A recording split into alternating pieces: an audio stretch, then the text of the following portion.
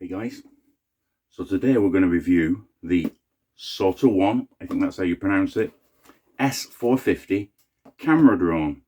Camera, not the best thing about this drone, but some of the other features are quite impressive given the price point. Professional RC quadcopter. Okay, so don't need that box anymore. Here's what you get inside. Get a quick start guide and a user manual, both incredibly concise. Only found one error in there about a flip feature. You get a little cheat card with the Xbox style controller, on-off switch, various other controls, standard drone type controls here. A number of buttons, including there's a takeoff button, there's an emergency stop button, and some other features here. You also have a video camera button or a photograph button. This is the 360 flip, which in the manual tells you to do something weird with these. You can just hit this, and then there's 3 speed modes. What I would say is, even in a light breeze, the low speed can be insufficient to hold the drone in position. So even beginners, where I would normally say start off on low, probably start off on medium here, just to be on the safe side, or just make sure there's zero wind and there's plenty of space. Okay, so not a bad little controller. The drone itself, what I'm going to do actually is I'm just going to bring in another prop, just to compare this. So this thing is so light, it is made out of nothing. But actually I've already flown it, so I can tell you after hitting a few branches, you can't see a mark on it. It's still pretty robust. Here's one I prepared earlier. This is my DJI. So it's definitely smaller. It's probably less than half the weight of the DJI, a tenth of the cost. But of course, it doesn't have all the DJI features. It doesn't have a great camera. I think this is a 2K camera on this one. Obviously GPS stabilized, all the other good stuff. This has pretty rubbish camera, 1080p, I think, for photographs, 780 for video. The video's trash, but that's not why we buy this drone. This is a fun drone, made in China, obviously.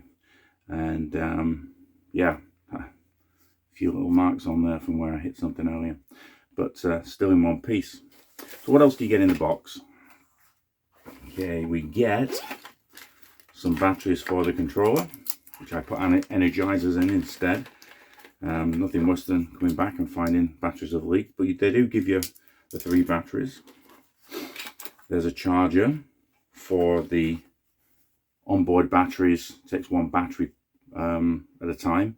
It gives you 2 batteries. This plugs in right here and into any USB slot. Lights up red when it's charging, goes out when it's complete. It says it takes about an hour to an hour and a half, depending. The battery itself, 3.7 volts, sorry, 1,200 milliamp hours. Okay, so the other one, as you can see, is actually in, slides in and out, pretty easy, and does lock into position.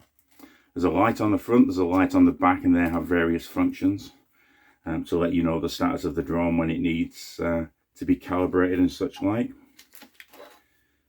There's an extension piece here that locks into place, so now you can mount your phone. This extends out, you can mount your phone to view and record via the camera.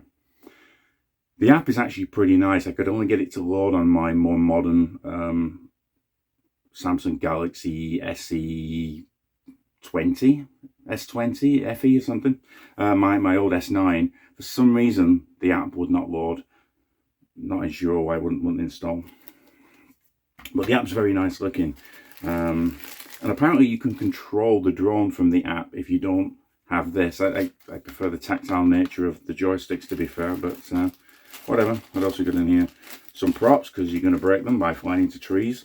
although so far I've not managed to do that. And oh, prop guards there would have been handy. They might have saved me from flying into trees earlier, but like I say, this thing's so light I don't think it could damage itself, unless you maybe hit a vehicle or a concrete wall. So yeah, really quite impressive. Now I'll jump forward a little bit because I did fly it. I've got some footage from the camera, from video. I've actually got footage from the DJI filming this guy, and I've also got some ground footage from another camera.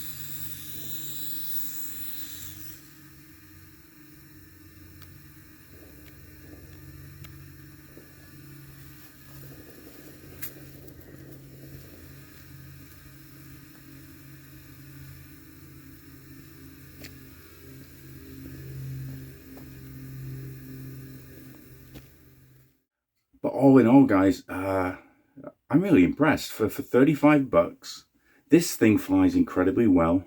It's not super stable because it doesn't have the GPS. It's got an altitude hold, basic altitude hold mode, which kind of is okay. When you start moving around, it can go up and down a little bit. But on the whole, yeah, it's a great little drone. If it's going to be your first drone, I can highly recommend getting used to drones on this. Buy 2 of them, and even if you break one, you've still spent, what, 70 bucks? Yeah. Not sure what else there is to say, guys. I will show you the footage of the flight, and you can make your own mind up from there. But yeah, good surprise on this one. Okay, guys, that's all I have. Speak to you again.